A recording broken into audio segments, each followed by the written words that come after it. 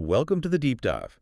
Today we're taking a really granular look at the playbook for regional economic success. We really are. We're drilling down into the very aggressive preparation that's detailed in the Fulton County Center for Regional Growth's or the FCCRG's 2025 initiatives update. Right.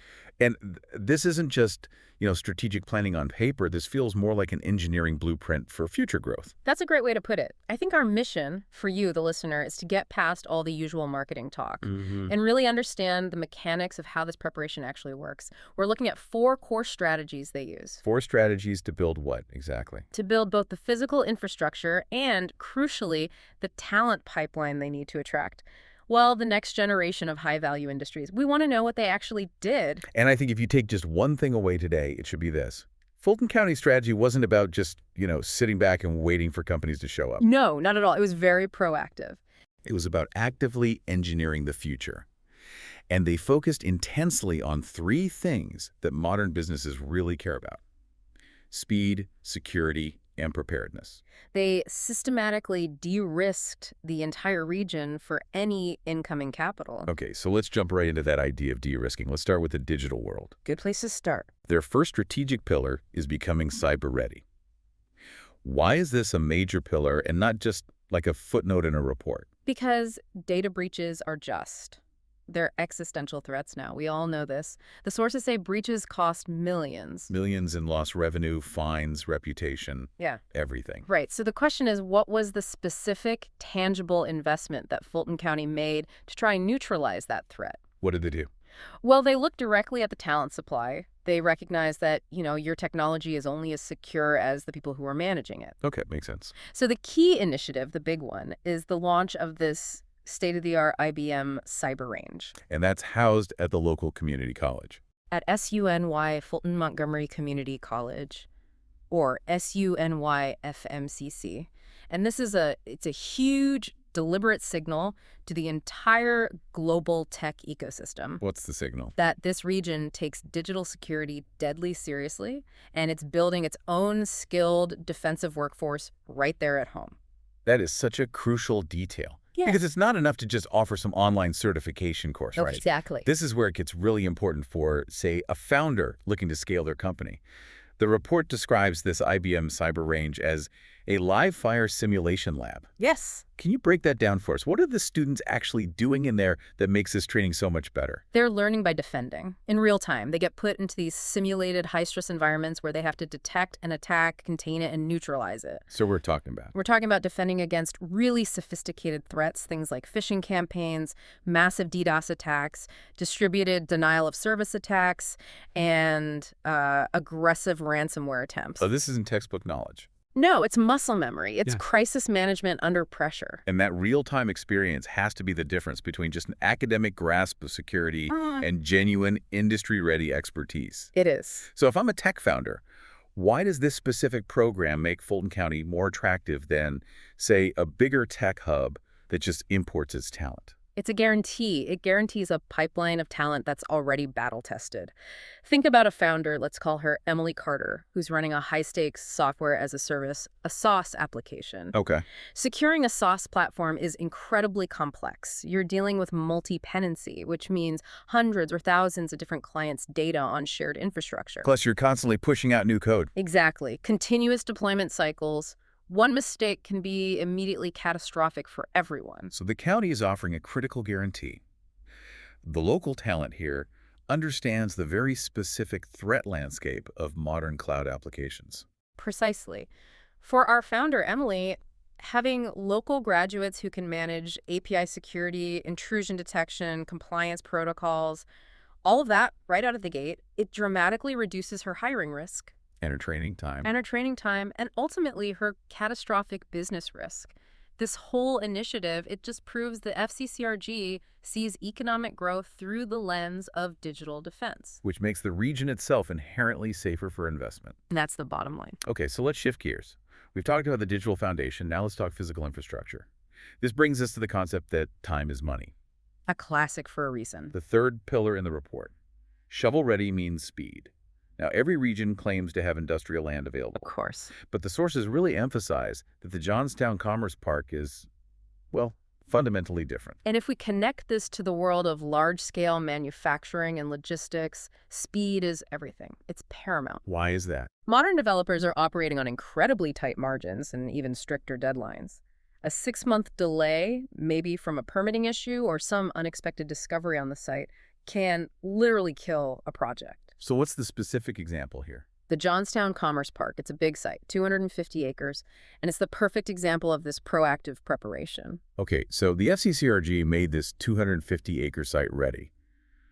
But what did they do that was so different? What are the critical time-sucking steps they completed before a developer even showed up? They took on the two biggest unknowns that just paralyze development timelines: environmental and historical liability. What does that mean in practice? It means they completed the critical pre-development environmental studies, the Phase I and Phase II assessments, and they completed all the required archaeological studies. Okay, wait, I have to challenge that a little. Yeah. If the county takes on those expensive, time-consuming studies, aren't they just front-loading the cost for the region?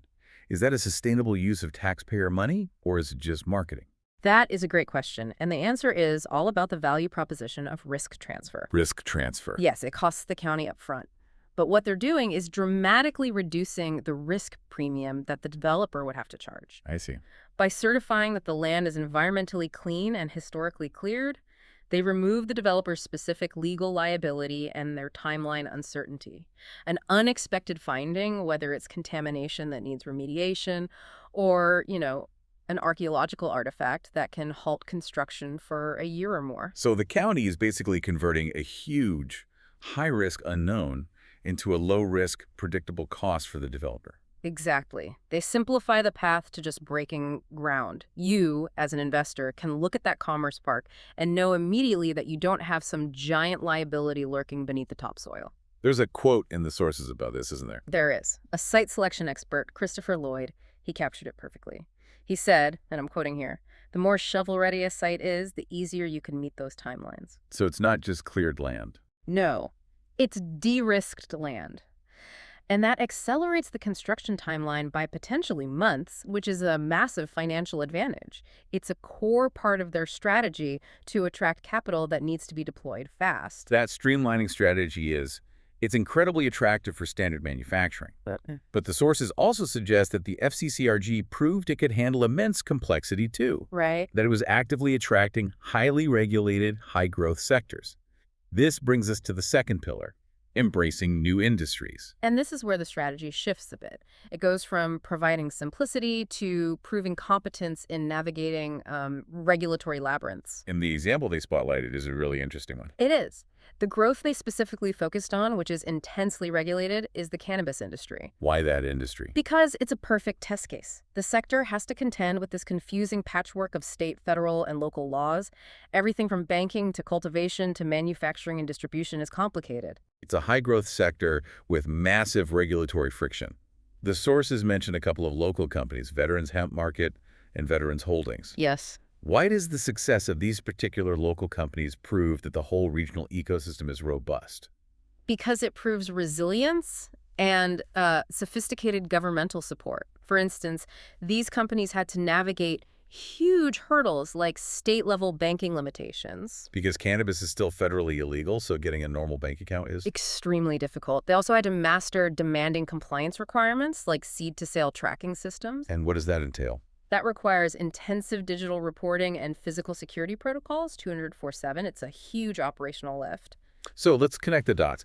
If I am, say, a high-tech manufacturer of medical devices, another heavily regulated industry, I should look at the success of a company like Veterans Holdings. And see proof. Proof that the local legal and logistical framework can support my demanding needs. That's the so what. The county demonstrated it has the regulatory agility, the legal expertise, and the governmental infrastructure to shepherd businesses through these intense hurdles. So it's not really about promoting one specific industry. Not at all. It's about signaling the county's ability to turn a complex regulatory environment into a manageable reality. It cements the region's status as a serious production powerhouse for these very specific, demanding sectors. Which brings us full circle, right back to talent development. It always comes back to the people. If you're attracting these specialized, high-tech, compliant industries, You absolutely need specialized, compliant employees. You do. This is their fourth pillar, workforce collaboration, which they've dubbed the "We're Better Together" philosophy. How are they making sure the local talent pipeline is aware of and ready for these sophisticated new jobs? Well, they realized they couldn't just wait until students were in college or, already They graduated. had to get in earlier. Much earlier. The FCCRG and its partners are reaching right into the high schools. And the specific example here is the Expertise Project at Northville High School. And what's the goal of that project? It's a direct, deliberate attempt to bridge the perception gap. The gap between what a student at a small-town high school thinks is possible and the high-tech careers that are actually available locally. That perception gap is huge in so many regional economies. Students often think high-tech job means you have to move to Boston or Silicon Valley. They do. So this project at Northville High School, it directly combats that idea. How? What are they doing? They're using immersive technology to make the connection tangible, real.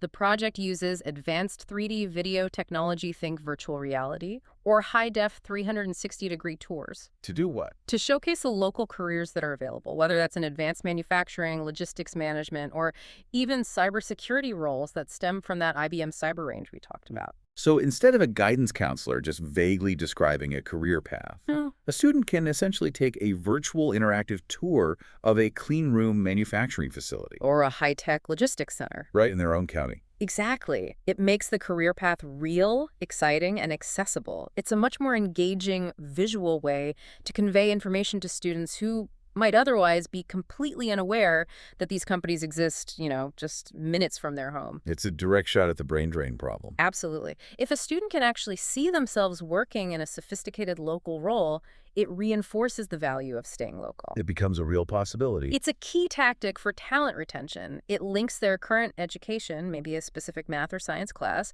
directly to a future high-wage opportunity right in their own backyard. So this collaborative approach really ties everything together. It does. It ensures that the investment in the IBM cyber range and the work to attract complex manufacturers actually pays off. Because the local pipeline is strong, it's well-informed, and it's motivated, they're building this integrated ecosystem where the physical sites, the digital security, and the human capital all reinforce each other. Okay, so let's try and wrap this up. To quickly synthesize the strategic initiatives that the FCCRG outlined for 2025, Fulton County laid the groundwork for success with a really powerful dual approach. Dual approach. First, they built a secure, highly trained talent pipeline through innovative partnerships like the IBM Cyber Range and that high school expertise project. And second. Second, they drastically reduced risk and friction for incoming capital. They did that through the shovel-ready sites and by proving they could navigate complex regulatory environments. This deep dive, for me, it absolutely confirms that the strategy was systematic engineering.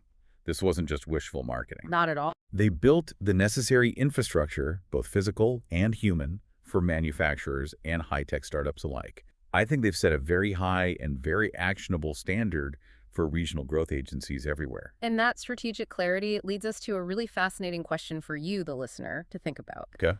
When you're considering sustained regional development, which provides the more durable competitive advantage, is it the large-scale physical investments like the multi-million-dollar preparation of shovel-ready sites? Yeah. Or is it the hyper-local, high-tech educational partnerships like the IBM Cyber Range or that Northville High School project, which create a custom, guaranteed talent pool? So big infrastructure versus targeted talent development. Right. Think about which one of those investments fundamentally future-proofs an economy better against constant technological change.